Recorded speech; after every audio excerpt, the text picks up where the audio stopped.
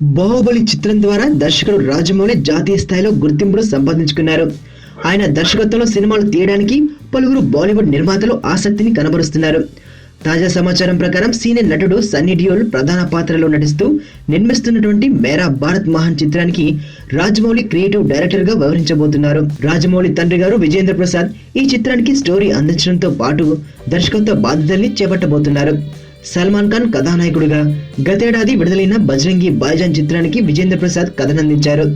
ఆ సినిమా భారీ కమర్షియల్ విజయాన్ని సొంతం చేసుకోవడంతో విజేంద్ర ప్రసాద్ కు బాలీవుడ్ లో భారీ డిమాండ్ ఏర్పడింది.